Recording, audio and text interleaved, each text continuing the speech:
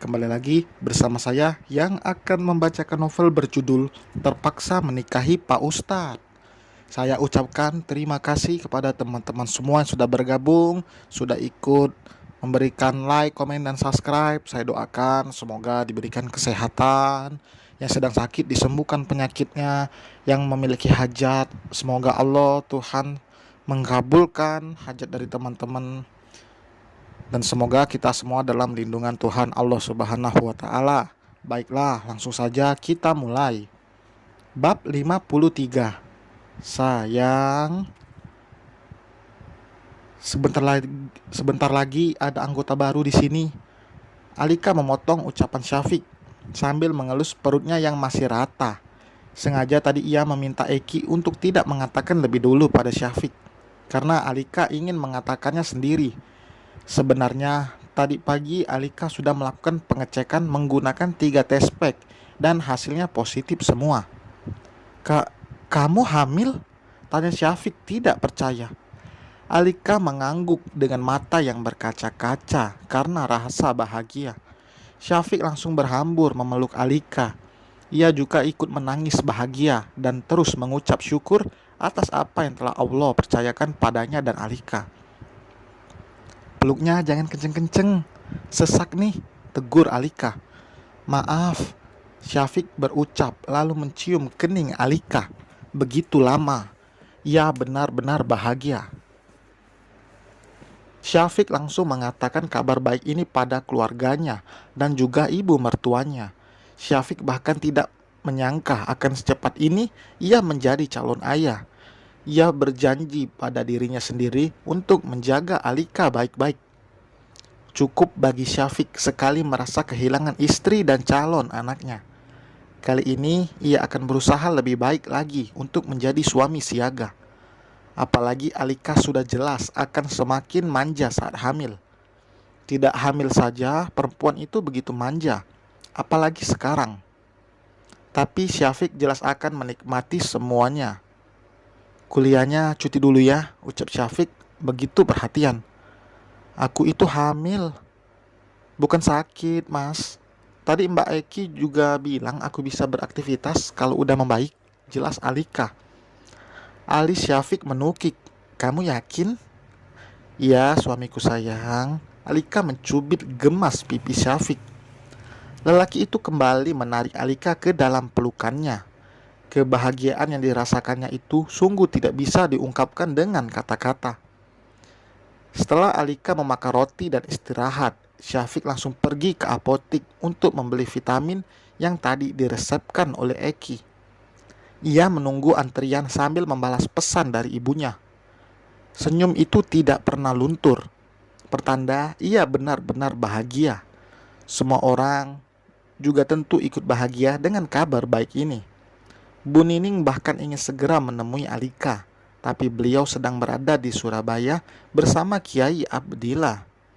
Sedangkan Sarah dan Haura juga sudah kembali ke Jakarta. Dan Bu Rita mengatakan jika ia akan segera datang menyambut cucu pertama, tentu hal yang luar biasa bagi Bu Rita. Ia bahkan tidak menyangka akan secepat ini Alika menerima Syafiq hingga Alika kini tengah hamil.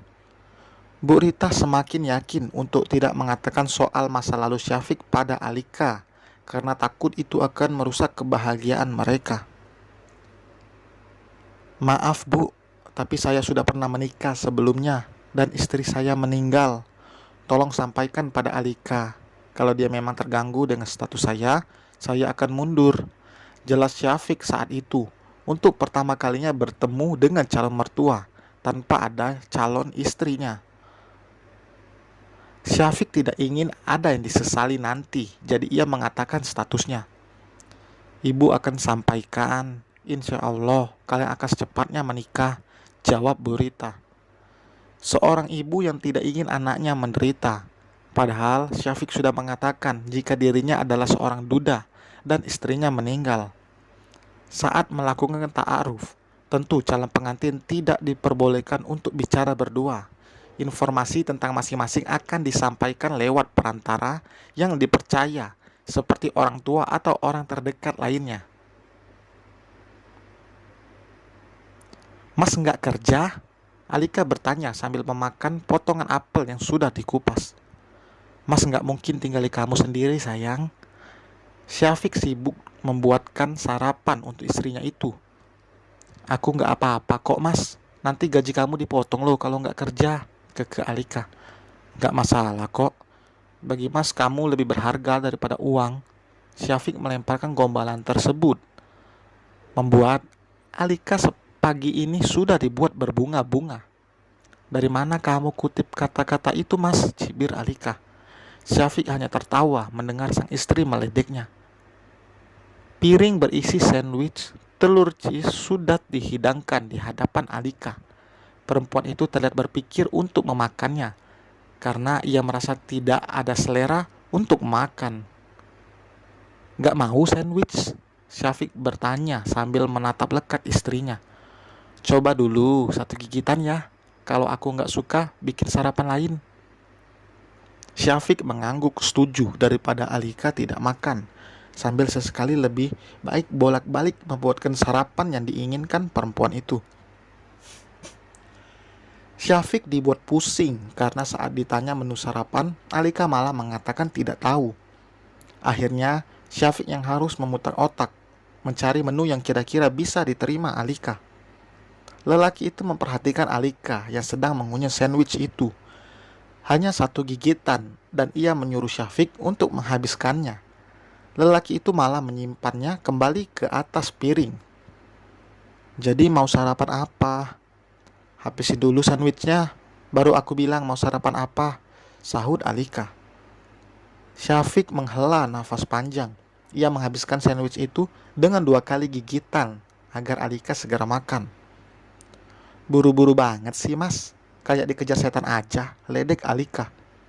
Syafiq menegak air putih sebelum membalas perkataan Alika. Biar kamu cepat sarapan. Ayo, bilang mau sarapan? Apa? Sereal. Syafiq langsung beranjak untuk membuatkan sereal, mengambil mangkok dan menyeduh susu. Ia mengambil toples berisi sereal dan menuangkannya ke dalam mangkuk yang sudah berisi susu. Begini, aku mau sereal yang warna-warni. Ia mendorong, menjauh, mangkuk dengan sereal berwarna coklat itu ke hadapan Syafiq. Baik, Ibu Ratu, tutur Syafiq.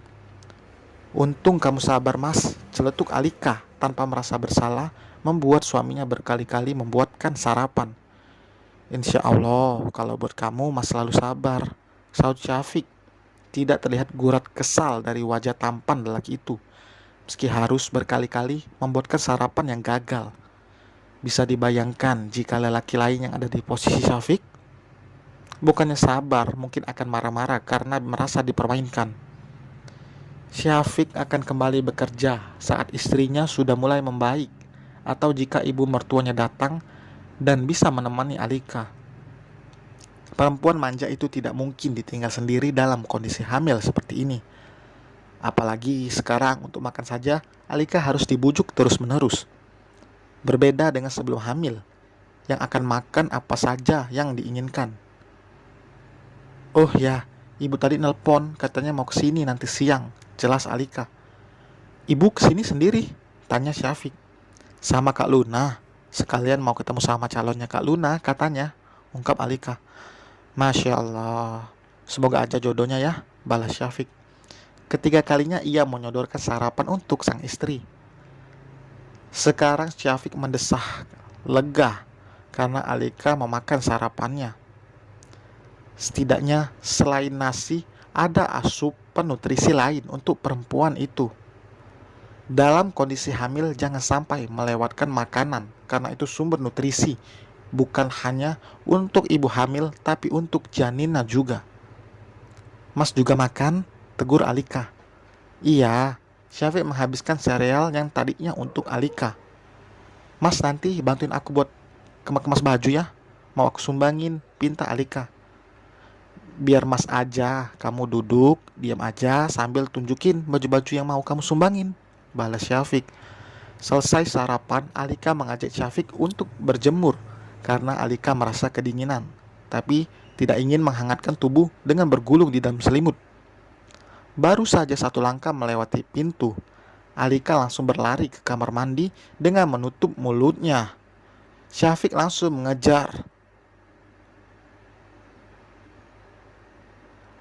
Alika memuntahkan isi perutnya yang baru saja terisi. Cobaan berat untuk Syafiq. Kesabaran lelaki itu kembali diuji. Ini baru hari kedua. Entah apalagi untuk hari-hari berikutnya. Dan selesai teman. Terima kasih telah mengikuti sampai akhir. Jangan lupa untuk meninggalkan komentar. Dan jangan lupa untuk klik tombol subscribe. Sampai jumpa di bab berikutnya. Bye.